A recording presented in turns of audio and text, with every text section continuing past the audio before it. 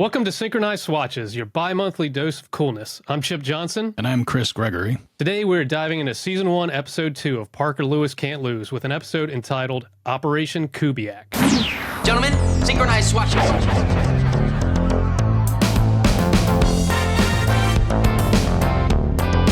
Not a problem.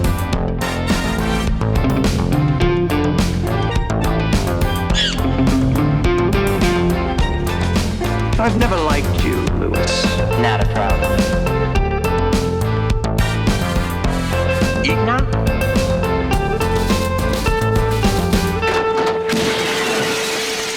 Clean out your locker. You're finished. What flavored LaCroix did you have there? This one's just a limoncello. Oh, okay. That's one of Dawn's favorites. I was going to say there's two that she's addicted to. Limoncello is one of them, and then pamplemousse or something. Yeah. Yeah. I don't know if that's how you pronounce it, and I don't know what the fuck it is. Yeah. But it's close. You got close. This one's weird because it's somehow manages to like spark this like creamy flavor, even though it's just bubbling water, you know? It's very strange. I don't know how that, you know, what chemicals were used to trick your brain into thinking there's cream in this bubble water. But well, that's what she said, that she feels like there's a hint of vanilla in it. Yeah. Yeah. I think there may be because there's a little lemon there and then there's like a flower on top of it. So maybe that's, I don't know. Maybe that's what it is. Yeah. Yeah, maybe. So what's the other flavor? The pamplemousse, or what? How do you say it? I don't know. I have no idea.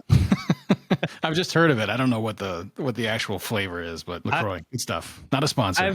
I don't really drink them. I mean, I use them as like mixers sometimes with alcohol. So like, I don't really know what they taste like just on their own. But yeah, well, you should try one sometime. Yeah, but Dawn loves them, man. Try a refreshing limoncello LaCroix. Ding. We're open to sponsorships. Only from LaCroix.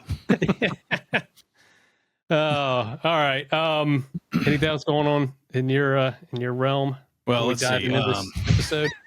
I will share one thing. This weekend I saw the movie The Wild Robot, which I would recommend. It was good. It was a really good movie, you know, even just for a kids movie or whatever. But it was funny because I had a weekend where it was nothing but like we watched that, but then Inside Out 2 started streaming this past week on Disney Plus. So we watched that twice, which we had also seen in the theater. And then we also watched the first one, and we also watched the movie Elemental and Toy Story 3. This was over the course of the weekend, just having this stuff on. Holy and it was crap. So it's like this marathon of films that are all like kids movies about kids aging up, aging out, maturing, letting go of childish things, and parenting and like bringing your kids up and letting them go and all this other shit. It was just, I was kind of a wreck for the entire weekend because I'm like standing in the background while all these movies are on, just like, you know, we can watch something else. Doesn't have to be this heartbreaking shit from Pixar.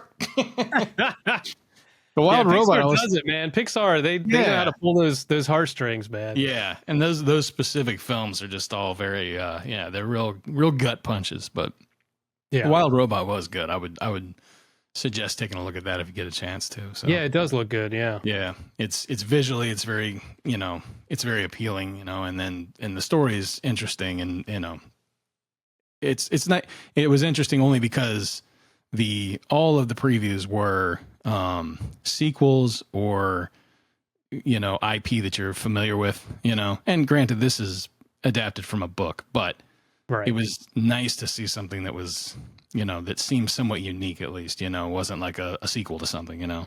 Yeah. There's very, very little of that nowadays. Yeah. I'm struck by it, but I guess I wasn't really aware of it until you know, maybe I heard that said somewhere and then started really noticing it. It's like, geez, man, it's nothing but sequels and reboots and stuff, you know. Sequels, reboots, and large IP that because nobody wants to take risks. They're like, we have to have existing IP that we know there's a built-in audience. We're not going to take a risk on anything. Yeah, that's the sad part of it, man. Yeah, capitalizing on nostalgia. Speaking of which, let's talk about this show from 1990 from our childhood. Well, I was going to say, and this is totally on the nostalgia kick, but what we did this weekend, we watched Demolition Man, and we made homemade double-decker tacos. cool. Since Demolition Man was sponsored by Taco Bell, like heavily, right? Like heavily sponsored. Heavily. By Taco Bell. Yeah, like every restaurant in the future is Taco Bell. So fucking stupid. We were watching some random video on YouTube Friday or Saturday, I don't know, and they mentioned Demolition Man and they mentioned the Taco Bell thing, and I think it was about all the different menu items through Taco Bell's history or something. Which I'm a huge fan of the chili cheese burrito, like have been since the 90s. Which of course they discontinued it, but supposedly you can still find it in some random Taco Bell still. Okay. But I mean, I haven't eaten at a Taco Bell in years. But I found like a homemade recipe for a chili cheese burrito, so I've been making that a lot. but so in that. Anyways, we got on this kick and we're like, we're gonna watch Demolition Man and we're gonna make like the you remember the double decker tacos? Do you remember those? Vaguely. Yeah. So it's like it's a hard shell taco with like refried beans pasted on the outside and then like a soft shell taco like smack. You know, like the refried beans is like what seals the two shells like together. A fucking mortar on the outside or something. Yeah, exactly. Yeah. They're fucking great. I mean, it's just that chewy and crunchy texture together, and they're fucking great. But anyways, so that's what we did this week. Yeah. This episode brought to you by Taco Bell. Anyways, nostalgia. Yeah, I'm a big sucker for nostalgia. So hence why we're doing this. Yeah. All right. Well, let's dive into episode 2, Operation Kubiac. First original air date was September 9th, 1990. With college scouts on the prowl and their sights set on Larry Kubiac, Parker Lewis sees an opportunity to step in as his agent. His plans to help the football player impress the press go awry, however, when Frank Lemmer asks Kube a simple math question.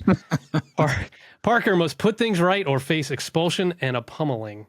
I feel like that's probably, that last line is pretty much the synopsis of every single episode of this show. Yeah, you must put things right or face expulsion and a pummeling. That's the gist of the whole show. Yeah. Yeah. But yeah, we open with a credits gag like we always do. Or we have once before. This time it's Parker and Shelly. They're standing on the steps of an attic. Camera's up in the attic looking down. We're in black. The door opens.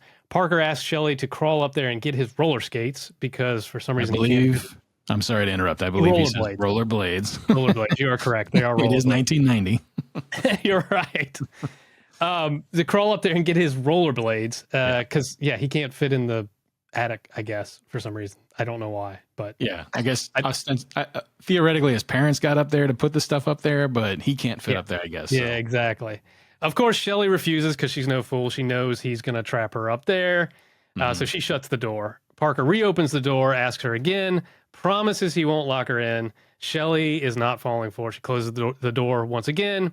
Parker reopens it and tells her it's right next to Mom's diary.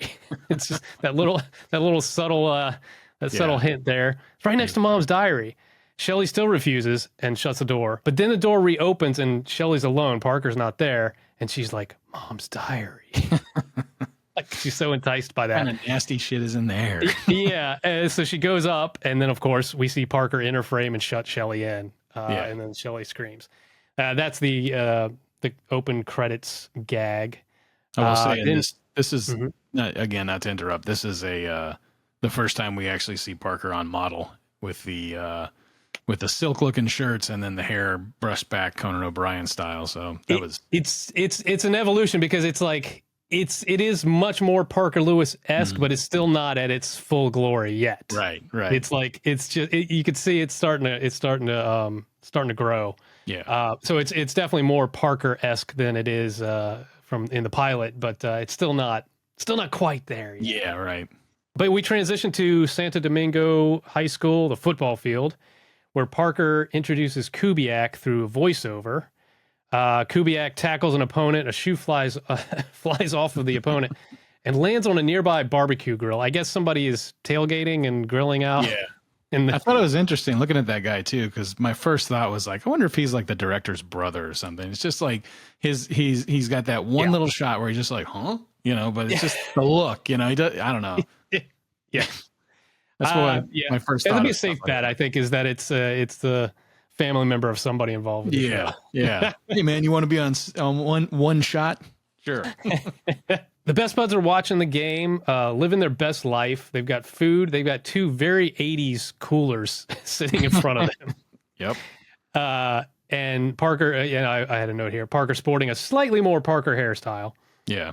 And Jerry and Mikey are tallying up Kube's carnage while a cheerleader serves them drinks. Did you notice too when Mikey hands Parker the drink, he's like trying not to look, so he's like just rolling his hand over and over around the glass to try to grab it. It was funny. It just stood out to me. Yeah, I think it's because I guess Corin's direction was that he's supposed to be locked on the scouts, which we'll come to in a minute, and his eyes are supposed to be locked on the scouts, so I think that's why he was like fumbling around. Yeah. But I love the bit with Jerry and Mikey tallying up Kube's carnage. 75 tackles, 6 block kicks, 2 touchdowns.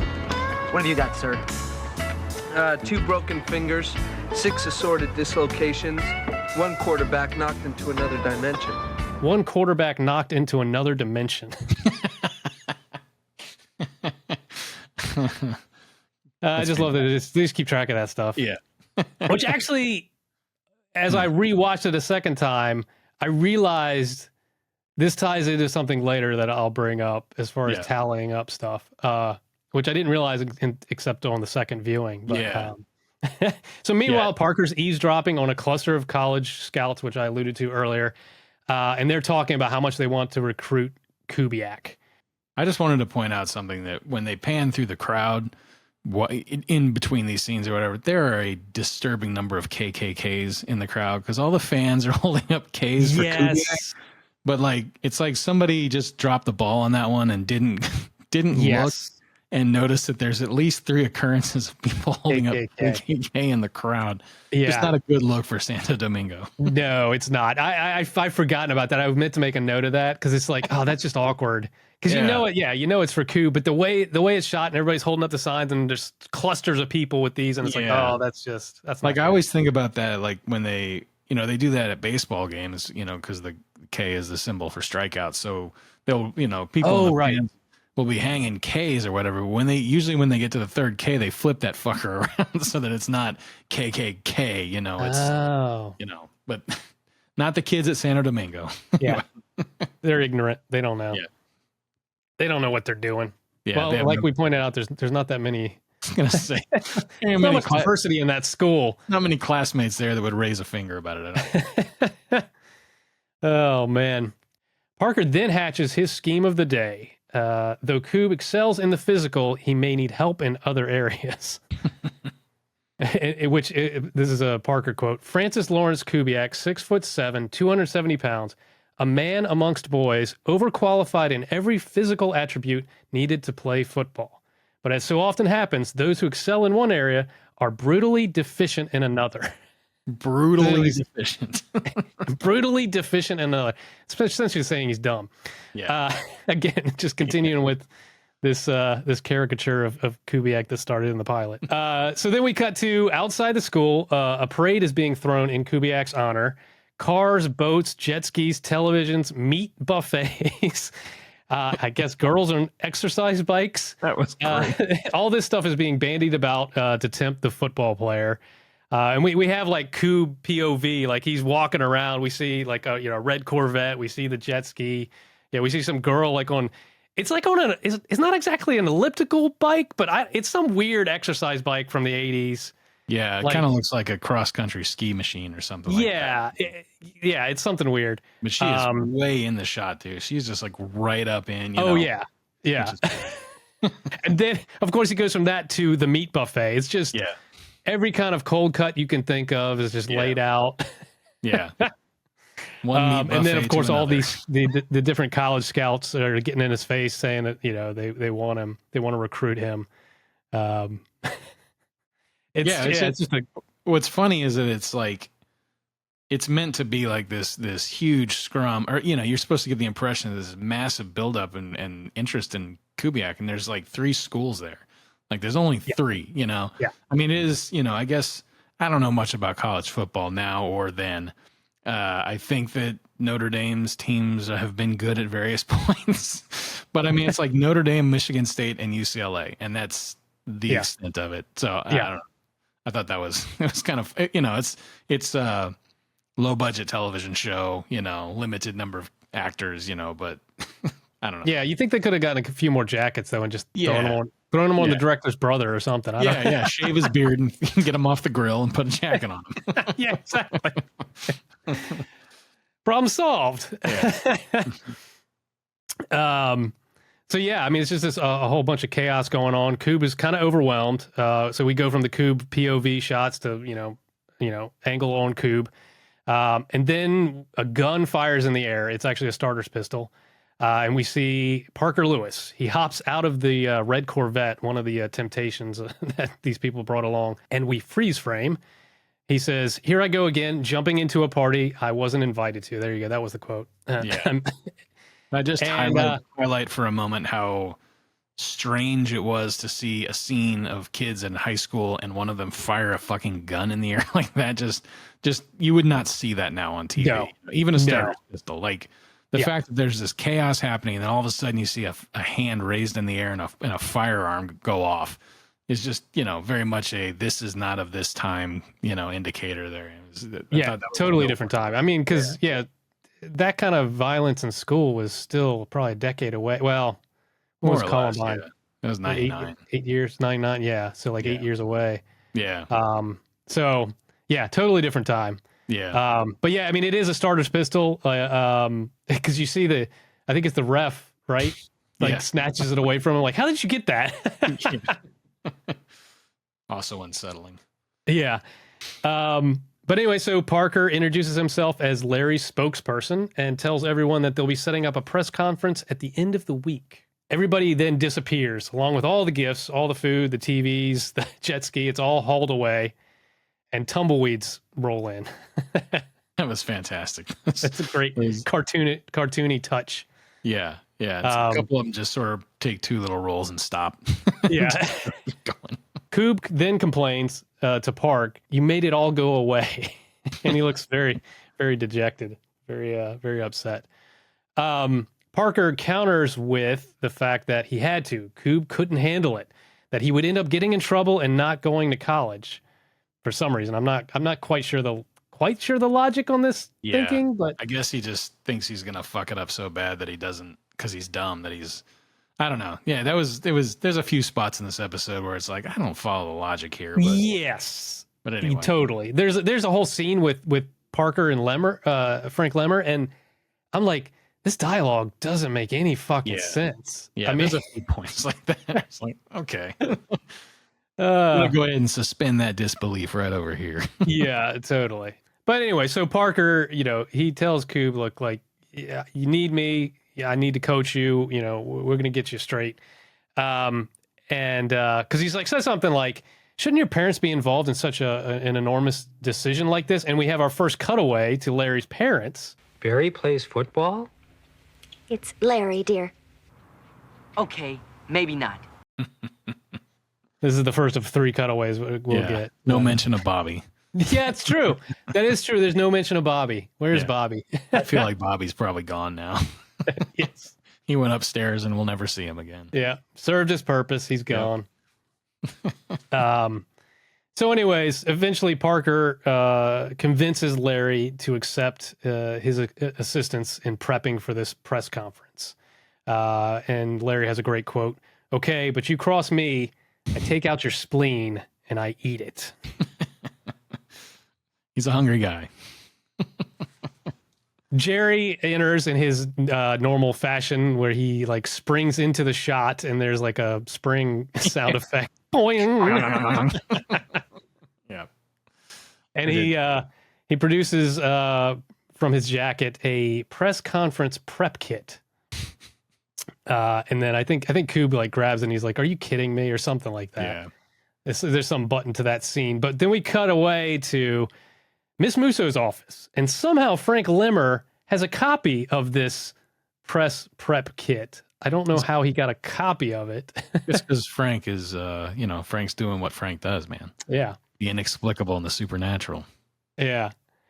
Musso is very pleased. They talk about this being grounds for expulsion if they actually go ahead with this press conference, because that's some against school tenants or something. I don't know. For some reason, it's grounds for expulsion. So it is because it is. Yeah. And so she essentially says she's going to let Parker pull this thing off so that then she can expel him. She says it's his goose, let him cook it. And this is one of my favorite scenes. Then Musso asks Frank, "How's the freshman trainee doing?" Frank lifts the blinds to reveal Shelley, who proceeds to torch a photo of her brother Parker with a freaking like blowtorch. Right. Miss Musso sees this, is quite pleased, and lets out a giddy laugh. She's just so pleased. It's just, I love. I was just going to point out that this is the same photo we saw referred to as his transcript in the last episode. Oh, yes, exactly. So she's either burning his photo or his transcript again. We can't tell. Who the fuck knows? So then we cut to a room that we are told is high above the they say the boys' gym. Am I misremembering high school? Were there two different gyms? Was there a boys' gym and a girls' gym? I think some schools had boys and girls gym because they had separate, PE. I don't think I ever went to a school that had that, but I don't think that's something they created or something. I think that. Okay, I was thinking back, like in Kickitan, like I just think it was one gym. Yeah, there was just the one gym. Yeah. Anyway, so they say it's a room high above the boys' gym, and the Best Buds have made it their own. So this is like their hideout. I guess nobody knows about it, like not even Frank. It's where they have all their editing equipment. It's probably where they cut together that bogus news report from the pilot where there was a bus accident and Parker was single-handedly saved a ton of children or whatever. Yeah. And they've got tons of cameras and monitors and like pretty much everything you need to pull off any stunt that you'd want. They have in this room, and this is where we are told the taming and grooming of Larry Kubiac is going down. But those are Parker's words. The taming and grooming of Larry Kubiac. So they're trying. I think they're like got him on camera and they're interviewing him, trying to give him some test questions for the press conference. Kube gets frustrated and gives up, and he's about to leave. But the Buds entice him back by saying things like, "Think of the boat. Think of the Corvette. Think of the food." I like food. Which, of course, stops Kube in his tracks. Yeah, of course. And he turns her back around. And we then start into a montage of taming Kube, put to Frank Zappa's "You Are What You Is." That was great. That was a great drop there. Yeah, it was so great. So it's a montage of them just trying to tame Kubiak, and there's cuts of it. I guess it's Jerry combing his hair, but he's wearing gloves while he's doing it. And he's picking things out, and I'm like, he's either combing in his hair or is delousing Kubiak. It's fucking gross either way. Which sucks because his hair looks really nice. I mean, he's not. He doesn't walk in looking schlubby or anything. No, he's fine. And there's a little montage of Kube trying to tie a tie with various states of success, with fantastic facial work from Corin Nemec. He's like popping into the frame and like giving expressions, right? Yeah, just exaggerated. The second one's the best one where he's just like. I could just hear somebody giving him that direction, like, just go with your face. And then he gives him a giant noogie at the end of it. Oh, yeah, that's right. And then there's Mikey teaching him to smile. Yeah. It's just bizarre. Like, I think Mikey at the end ends up actually like taking his thumbs or whatever and trying to force a smile onto Kube's face. His mouth open, yeah. And then the final piece of that montage is Park, I guess, teaching him to how to be on stage in front of a mic, because Parker does this kind of thing where he's got his back to the crowd, then pops around. Yeah, it says something. Yeah, it says something to the mic. So then Kubiak imitates that, but instead of talking into the mic, he bites the freaking windscreen off the microphone. He's Kube. He's hungry. He likes food. He eats everything. He's gonna eat Parker's spleen. Why not a mic cover? Exactly. So end of montage, we cut to the actual press conference, and we see Parker feeding Kubiak lines via an earpiece, and we see Parker way in the distance with some kind of little radio headset thing. And it's actually going really well. He's answering these questions, and he sounds very well-spoken. That is until Lemmer steps up and asks Kubiac a math question, a very simple math question. He asks him to add 2 numbers. And this would normally be fine, as Parker could give him the answer. But Shelley, we see that Shelley sneaks in and actually cuts the cord of Parker's microphone setup, and the lines of communication are cut. So Kubiac has to answer this question on his own. Yeah, he's left trying to. Frank asks him for the. He gives him the final score of the football game, 27-24, and then asks him what that is together. And then, and Kube sort of flubs around for a second because he's flustered because since Parker's not in his ear anymore. And then he emphatically answers 9. Yeah, he does. He's like, I mean, he is even though he knows he doesn't know it, he goes all in just to own it. 9. Yeah, and as he's building up to that, of course, we've got like Mikey and Jerry in the background trying to signal 51, 51. You've got Miss Musso sees what's happening, and it's.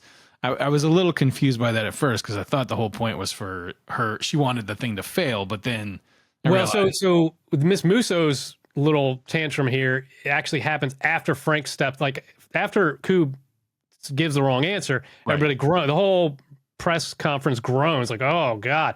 Yeah. Then Frank decides to take it further. So that's right. This is when I think Musso's really like, "Oh fuck, the train is going off the tracks here." Yeah. What I wanted. Because Frank essentially he steps up on the podium, is like, he doesn't know his numbers. He's like, he doesn't know their value. Larry Kubiac cannot add. Shut up. In fact, he has passed algebra, geometry, and trigonometry every semester, and yet he does not know his numbers. He doesn't understand their value. There's no way he can go to college. He's throwing the school under the bus because obviously Kube skated by and slipped through the cracks, and there's all these new reporters there, so Miss Musso's in the back just like, shut up. Yeah. You could argue that Frank's not wrong here, but no, Frank is not wrong, but he is just he's making a scene, and Musso is not happy. I wanted to point out one thing that I noticed when I was watching this just by chance, and it's really hard to see. But there's a shot that is about 8 minutes and 29 seconds. If you freeze frame it, you can see an extra in the background wearing a 1990 Bart Simpson t-shirt that says "I Carumba," like that classic Bart Simpson "I Carumba" or "Don't Have a Cow" shirt or whatever the hell it is. I mean, it is there for a split second, but wow, it's just in the background. Anyway, if you're ever bored and you want to try to freeze frame it at 8:29, you can see a classic Bart Simpson t-shirt in the background. The 90s. Yeah. Good stuff. I wish I had that shirt still. So Musso is furious. The whole event at this point just falls apart. The crowd disperses, and Kube is left up on the at the podium, and he's like, wait, my boat, my car, my cold cuts. Back to the food. So Kube then comes after Parker. Parker hightails it out of there. I think it's probably that speed up, Keystone Cops speed up kind of thing. He hides out. I guess it kind of hides out in the school. I mean, he's right there in the freaking hallway, and he just kind of collapses next to the lockers. I don't know how he expects not to be found, but it is Kube we're talking about here. Yeah. I went to a party I wasn't invited to. I'm toast. So now, back from commercial, we are back in Miss Musso's office. This is actually my favorite scene. The other one with the blowtorch and her like laughing giddily, that was great. But this is definitely for me. This of the episode. This is the scene. Yeah, we're back in Miss Musso's office. Musso turns around like she's in her chair at the desk. She slowly turns. We see that she is fuming mad. And I mean literally fuming because smoke is coming out of her hair. Yeah. Smoke is literally coming out of the sides of her head. And they've got some dramatic lighting going on here too, because it's like the lights are dim, but they've got this nice slash of light just across her eyes, Yeah. And she's essentially berating Parker and the best buds at this point. She's doing some like top tier talking through gritted teeth, and just I think that Melanie Chartoff does this a lot, but this is like just epic, just like right through the fucking teeth. It's crazy. Anyway, she's so great. It was I just one of my favorite scenes. And so as she's fuming, she begins to hold up newspapers that say things like "Flamingo Fiasco." Another one says 1 + 1 = 7? ? And the third one just says "duh." Yeah, comedy rule of threes. The third one's got to be duh. That's fantastic. You got Santo Domingo into this. You get us out. There's a math equivalency test in 4 days. Here's another headline for you. Kubiac passes. So at this point, the best buds leave, and Lemmer enters, and Musso strips him of his powers as special obedience helper. Did you notice when he walked in the room, he said, "You summoned"? Yes. That made me laugh too. Further painting this picture of him as some kind of fucking monster. Yeah. So he's stripped of his powers, and it is revealed that Shelley will now be taking his place. So she moved up pretty quick. She was just the freshman trainee a little while ago. So Shelley steps in and tells Miss Musso that the teachers she has requested are here. Miss Musso opens the door. We have our first our this episode door break, and she gives the teacher the thumb. And I'm also wondering, like, why are these teachers in trouble? What did they do? Like, I think they're just supposed to know that she's serious. Yeah, she's treating them just like children, like like she does the students.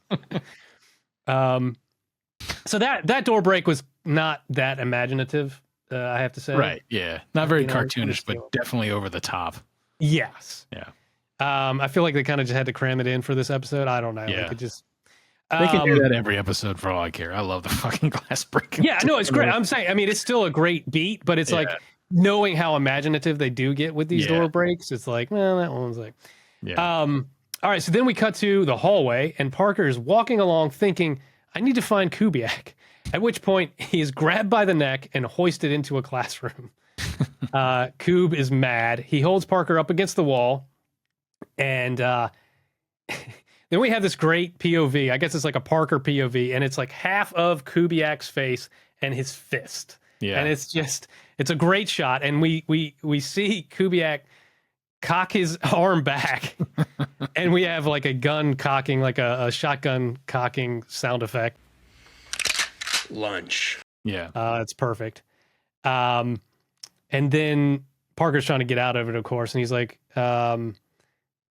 he's essentially, well, he's trying to save his own ass, but he's also trying to convince Kubiac that, let me help you again, I won't fuck up this time. Yeah. And Larry doesn't want anything to do with it. But Parker's like, well, you don't want to end up working in your parents' flower shop all your life, would you? And we have our second cutaway to the parents, this time in their, I guess they own a flower shop. Yeah. And Larry's dad calls him Gary this time. And we cut back. Yeah, we cut back, and then Kube agrees that, he doesn't want to work in the flower shop the rest of his life. Parker convinces Kube to let him help him again, guarantees this time it will go better. Larry gives a guarantee of his own. I fail, you die. And they, of course, heavily affect you die. Yep. Another great vocal effect on Kube. Yeah. So then we cut back to Miss Musso's office, and Shelley is ratting students out. In the background, of course, we see the door is now fixed, but with masking tape. It's just a ton of masking tape holding the glass of the door together. Spider web of masking tape. And Shelley is handing off different photos that she's taken, of course, because we know she always had her camera on her. And she's ratting these students out, and she says, there's some pretty good dialogue here, too. Patty Spivak was in the hall during class time, and then we hear Miss Musso go, oh, but she's on crutches. And then Shelley's like, that's her problem. That's her problem. And I just like that Musso's like actually kind of feels bad for the girl. Like, she's like, well, cut her some slack. But Shelley's like, no, fuck that. She doesn't know who she's dealing with. Yeah. And then she hands her another photo, and she's like, Charles Lumpkin didn't shower after basketball. And then Miss Musso is like, this was taken in the boys' locker room. And Shelley's like, your point being? Wow. And then she proceeds to hand a shot of Kubiac and Parker. And then this is where Musso shuts her down. She's like, what, whatever he's doing, just let him do it. Don't interfere. Yeah. He's got to reverse the damage he's done. So Shelley agrees, or appears to agree. Right. And she leaves Miss Musso's office, and then we hear her famous line. My brother's a dead man. Then we cut to the best buds trying to teach Kubiac math, and he's not getting it. We have another montage. Do you know the song? I couldn't find any it info. either. It made me think that it's possible maybe it was actually written for the show. That's the only thing I can think of. Since it's got, it's got similar vibes to the. It's got that reggae ska feel. Yeah. It definitely got that kind of feel. It could totally have been the composer. That was something he wrote. But yeah, couldn't find any evidence. But it's a montage. The buds are trying to educate Kube, while Shelley, of course, is trying to thwart their attempts by various means. One, she's holding up a whole turkey, like a huge ass fucking turkey, like on a platter. Like a Thanksgiving turkey on a fucking platter. Yeah, so she's outside in the hallway. You can see her through the door holding up this huge ass fucking turkey. Yeah. Then there's another shot where she's, I guess, the way it's established is the buds are like writing some stuff on the chalkboard, and they turn around and Kube's at the computer, and at first they think he's doing the math work on the computer, but you see a Nintendo controller in his hand. Yeah. And he's playing Super Mario Brothers. Yeah, the first one, which I thought was kind of strange. Like, I think because this is 90s, so like 3 is even out. Yeah, at that point, I right? think 3 came out that year or the year before, so yeah. It's he's playing the original Super Mario Brothers. Yeah. And then I like too that like the way the shot is staged is with her holding the fucking game cartridge box to the camera for any of the morons out there who didn't recognize Super Mario Brothers on the TV screen, And then the third way, because it's always rule of threes. Right. She drives a sub sandwich, a huge ass sub sandwich, in on a motorized skateboard, like a remote control motorized skateboard. And they got the nice little camera on the skateboard behind the sub sandwich as we're driving in, and we're driving up to Kubiac. And this is a scene where, again, I guess Parker has flown in an MIT student. Yeah. As we could tell from his sweatshirt, he's from MIT. Yeah. And this MIT guy is trying to help Kube with something. I wasn't clear on what he was trying to teach him. But Kubiac is distracted by the sub sandwich, of course, and he starts eating it. The MIT kid tries to take the sandwich from him, I think. Yeah. Which, of course, is not a good idea. Yeah. And Kubiac just roars at him. I don't know if it's a Godzilla roar or a dinosaur. I don't know what it is, but it scares and there's like wind coming out of his mouth too that just blows. And the MIT guy just retreats and runs away. Yeah. And you see, as he's running out, you see Mikey and Parker leaning up against the wall within full view of the fucking skateboard that just went by. Like, they easily could have seen, they absolutely saw the skateboard go by with a fucking sandwich on it and did nothing to stop it. They just sat there and watched it happen. So at this point, finally, Parker realizes that something's going on. He realizes what's going on, actually. He knows Shelley is trying to thwart their attempts. So Parker decides to go to Frank Lemmer to make a deal. And we find Lemmer in, I guess, some science room doing what he calls an experiment. And I can only guess that it looks like he's about to feed a cat to a bunch of rats. Yeah. It's weird because the way the shot's framed at the beginning of the scene, he's lowering a mouse or a rat or whatever into that cage. And it's, you assume he's feeding a snake. I mean, that's what I thought. I was like, he's feeding a snake. And then, then there's like a dozen of them in there, and then he starts to lower a cat in there. I'm like, so who's being punished here? Is he going to murder all the mice, or is he hoping that the mice pick the fucking cat's bones clean or something? Yeah. The rats. Sorry, the rats or whatever. But rats or mice. I think it could be either one. I don't know if they're rats or mice. They're pretty small, so they're probably mice, but but they're white, like you think of lab rats being. But, My thing is, I mean, obviously the cat's going to eat all the mice probably, but in my head, I just think of Lemmer as his experiment is like, I wonder if I could put enough rats or mice in this cage and then lure a cat in and have them eat the cat. I think what we know about Frank is that he would identify with the rats more than the cat. Yes. So my vote is that he's lowering the cat to its doom. That's the way I like to look at it. So then Parker comes in, the door slams or something. There's some weird sound effect. We don't really see it on camera, I don't think, so we don't know what. Yeah. But he's like, Lemmer's all pissed, like, oh, you ruined my experiment. Yeah, and all of a sudden the glass top is back on the case for some reason. But. Yeah, some weird continuity stuff going on there. It's no secret that you're on the outs with Miss Musso. I think I can help you get back on the ins. In exchange for... getting my sister out of the way while I mend a few fences. And then Frank, of course, takes it to the extreme and says, do the words without a trace ring a bell? Which it's a weird way to say it too, but like, you know, without a trace. And then Parker's like, whoa, easy, man. Like, I'm not telling you to kill her. Like, but they agree, and Parker produces an envelope of pictures that he says, I've been saving for years. Yes. For years. And we'll see what's in the contents of these what these photos actually are of in a little bit here. So then we cut to Mondo Video. So I guess this is the first time we see Mondo Video, right? We didn't see that in the pilot. Yeah. Right. So this is where Parker works. It's where it's his parents' video store. And here is where he witnesses his dad do something spectacular. He can add a ton of shit all in his head. His dad played by Timothy Stack, because it's not the same not the same actor as the pilot, which something I fucked up last time. Well, not fucked up, but I should have caught on to. I fucked up. This is our new segment of things we fucked up last time. So you talked about I can't remember the actor's name, but the guy who played the dad in the pilot episode, which we only see him in the opening gag in the fridge looking for his ho-hos. It's true, yeah. But you said that he one of his top billings was Day of the Dead. I was like, oh, I'm sure I've seen him in that. He was the star zombie, the zombie that they that started talking and they were doing experiments on. I mean, it's been so long since I've seen Romero's Day of the Dead, but. That's who he was. I'm like, and so when I looked into it later, like, oh fuck, I mean, of course he had a shit ton of makeup on, but you could still kind of see that it was him, you know? Like, oh, that's who he fucking was in the movie. Yeah. I just can't believe I didn't catch that, man. I mean, I guess I'm ashamed. We all make mistakes. I don't know. What do what? I guess we all make mistakes, man. I don't know. Don't beat yourself up over it.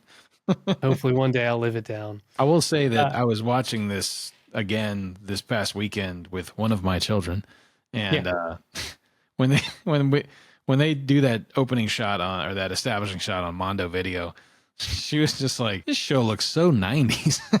Like, oh my God. I was like, that's exactly what they were going for. That's the aesthetic they wanted, was this 90s look, you know? Totally. They have no idea what a video store is, you know? I mean, you know, they've heard of them obviously, but anyway.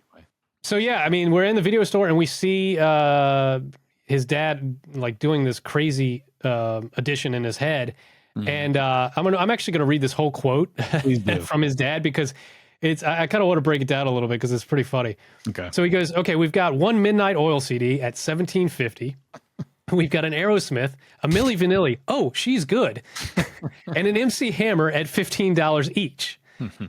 So first of all, I mean, you talk about just, you know, kind of 90 Midnight Oil, man, holy shit. Midnight Oil is priced $250 more than MC Hammer, Milli Vanilli, and Aerosmith, which is interesting. Yeah. But you know, $17.50, I feel like that was kind of the going rate for CDs about that time, right? I mean, I felt like I was always paying $16-17. Yeah, that sounded right. Which was interesting. So, and then it says, now you're renting 3 Nintendos. It's the 3 Nintendos at $5.50 each for the first 2 nights and $3.50 each for the second 2 nights. Yep. So you know, obviously they sell CDs there, but they also rent videos and they rent video games. And then he goes on to say, and we've got a Blade Runner Laserdisc on sale for $69.95, which I guess Laserdiscs were fucking expensive. I think that was like their downfall, wasn't it? It was they were too fucking expensive, right? Yeah. So it's like, man, I mean, well, I wish I had done the inflation calculator to find out what that is in 2024 dollars. Like $480. Whoa, holy shit. But so what's interesting? So, okay, obviously they're buying a Laserdisc here, Blade Runner.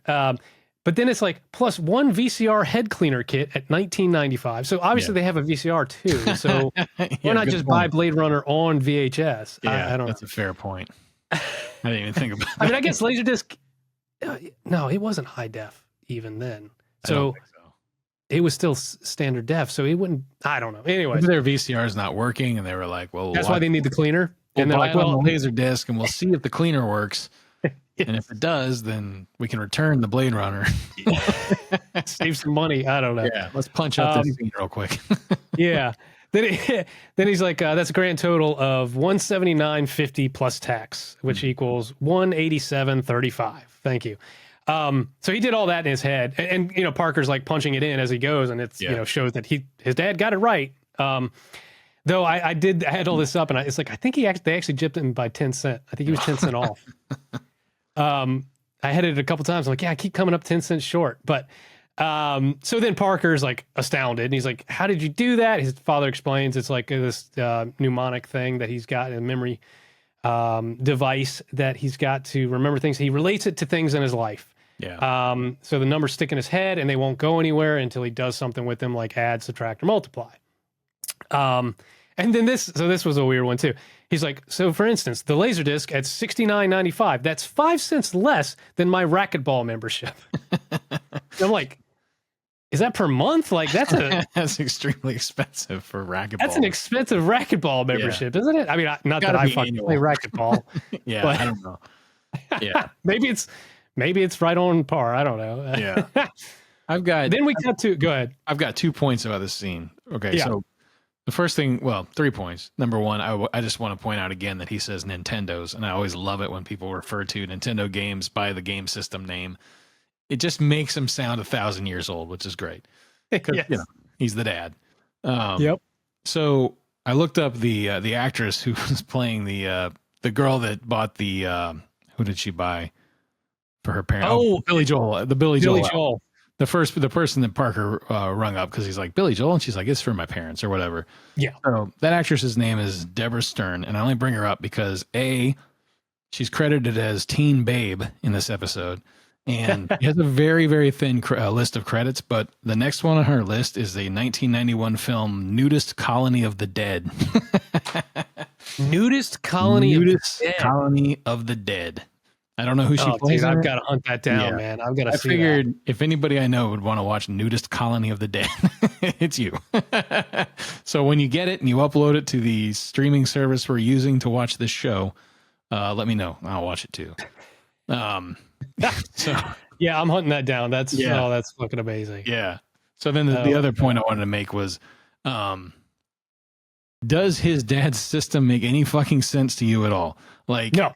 Okay. Because the way he explained it and the way that they then employ it, I was like, that is fucking bonkers. Like the numbers go into your head and then you have to do something with them, like add, subtract, and multiply. That doesn't make any fucking sense. Okay. So it's not an actual system that they, okay. All right. It's so convoluted. Like, but then it's just like, well, it's 5 cents less than that. So then I just multiply that by 9. It's like, well, then why don't you just multiply 70 by 9? And yeah, anyway. it's a mess. So yeah. I don't think this one's a legit. It's bullshit. It's bullshit. We call bullshit. All bullshit. Everything else in this show was believable until now. Yeah. So in the podcast. Having this memory device, this memory technique, we cut to the school and Parker rushes in and asks Kube, Larry, take the number of freshmen you can stuff into a locker. Kube responds, yeah. Now multiply that by the number of legs you can dissect off of 16 frogs. And what do you get? Kube just nonchalantly answers, 96. Why? Yep. And then he's like, take the number of guys you crushed in the last 3 home games, multiply that by the number of pizzas you eat in an average week. And what do you get? 64. Yeah. And so, of course, Mikey is kind of in the foreground, and you see it dawning on him like, this is amazing. Because apparently the best buds know how many new pizzas he eats in an average week. Yeah. They know how many freshmen he can stuff in a locker. And again, this harks back to them taking that tally in the beginning. Yeah. Like, they obviously know how many freshmen he can stuff in a locker so that if he gives the right answer, they know it's correct. Yeah. And so then, Mikey asks him another question with the same stupid logic. Yeah.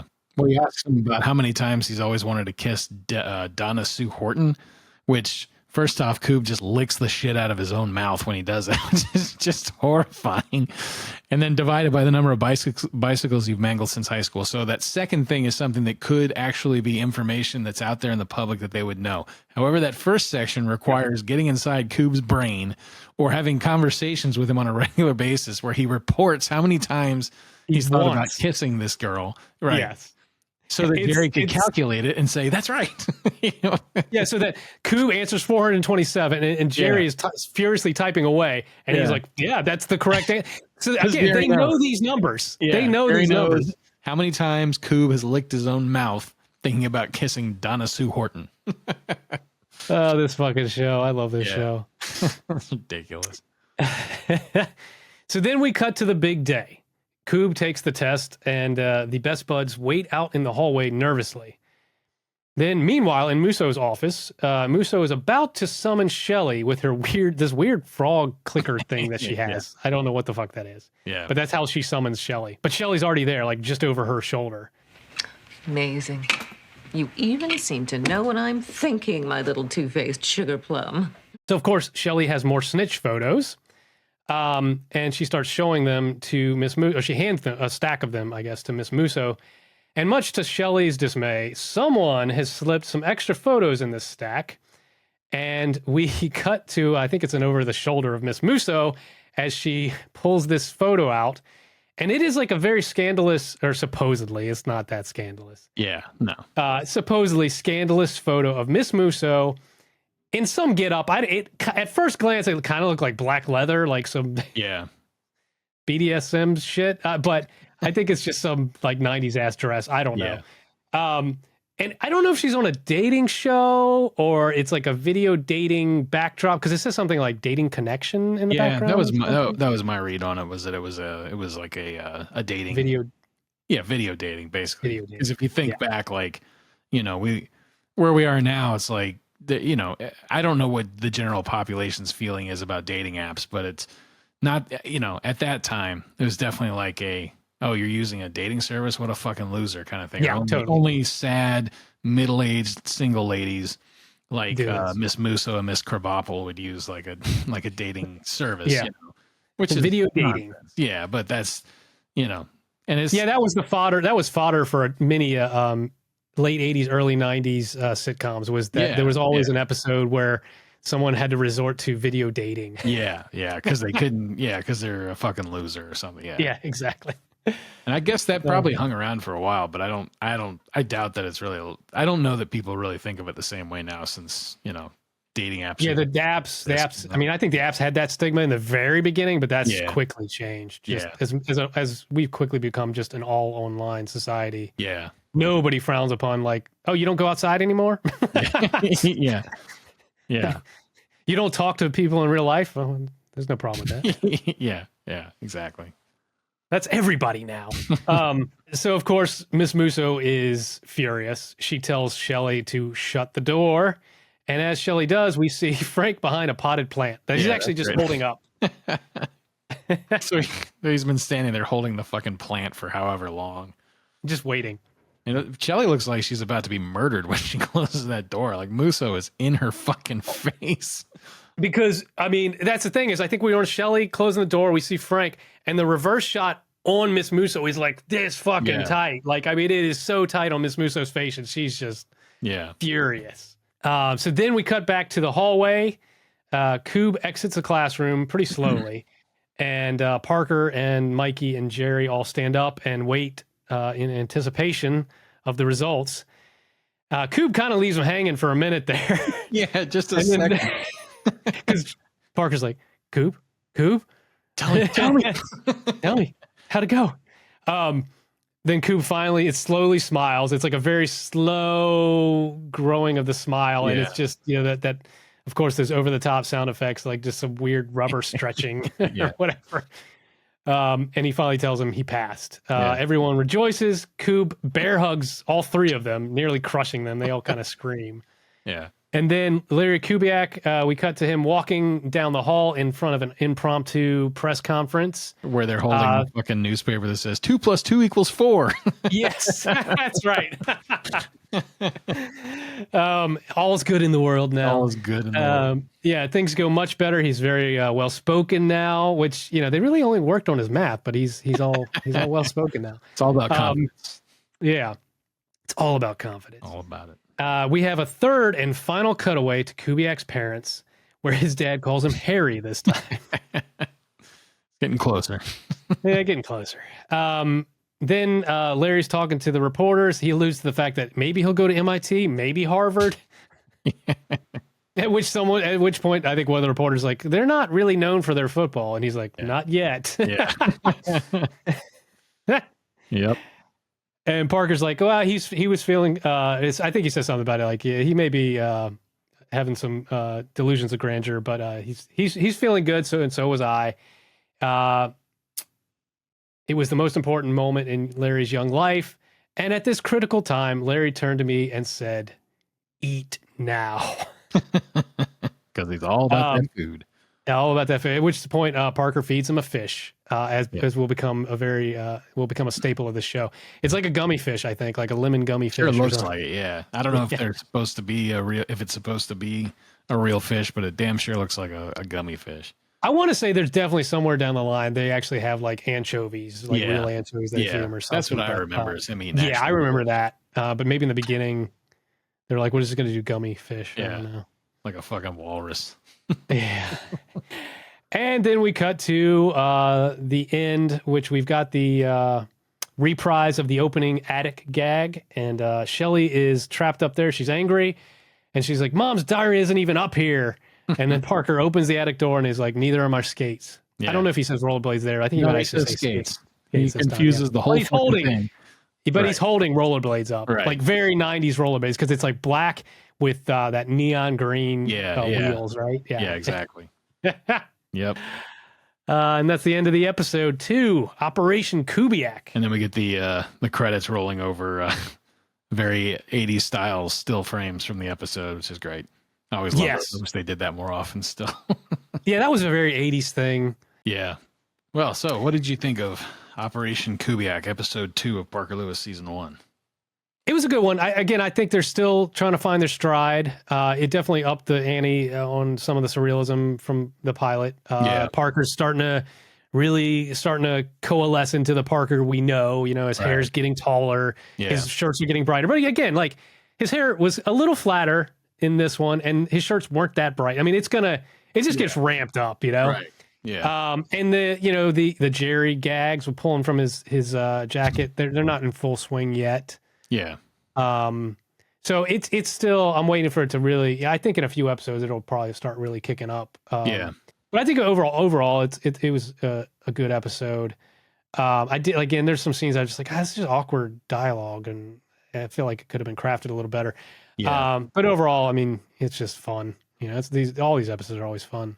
Yeah. And it was interesting to me that they chose to go with episode 2. I mean, this show is, you look at it and it's like the three guys were introduced to the 3 best buds in the first episode, and that one's all about conflict between 2 of them, Yeah. But, so it was interesting to me that they, going in, they just went in to see episode 2, and it's all about a secondary character, for the most part. It's them, but you don't really, they established those characters well enough with each other in the first episode, and even at the very beginning of this one, that it doesn't seem like, they seem formed, like Parker and Mikey and Jerry all seem formed enough, at least.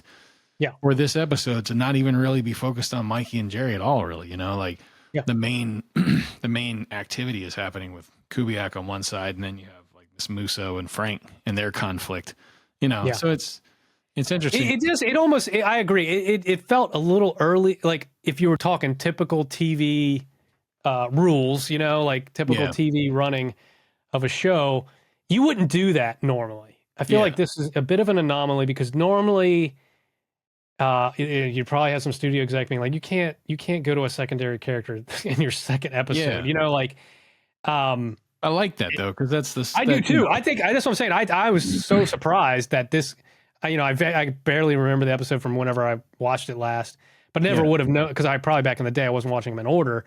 I would never have known it was the second out of the gate, which is quite a surprise. But I think it's great, and I think you're right.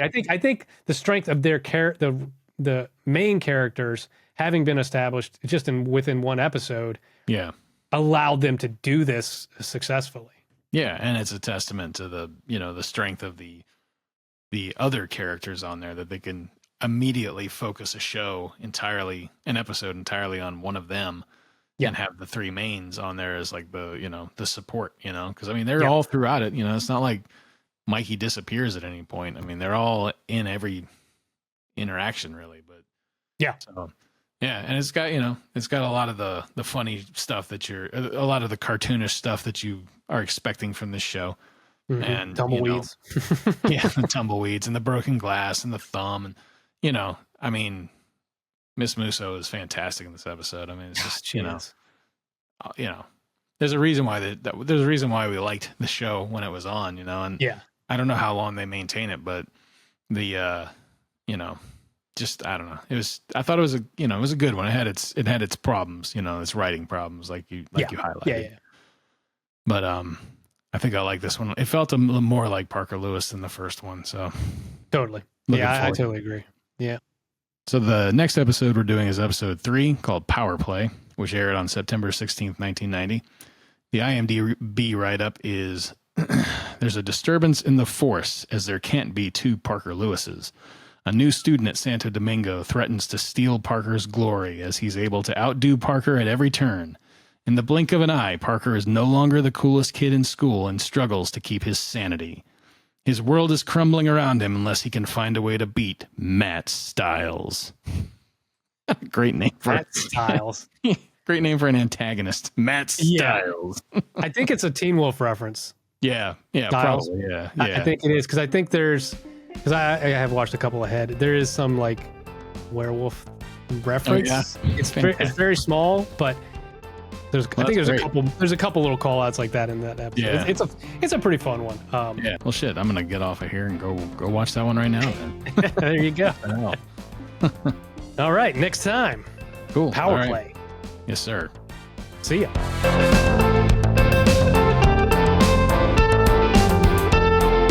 My brother's a dead man.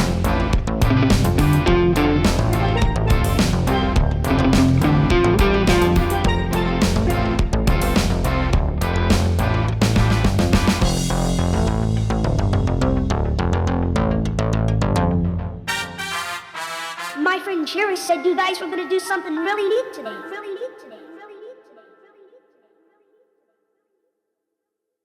This show looks so 90s.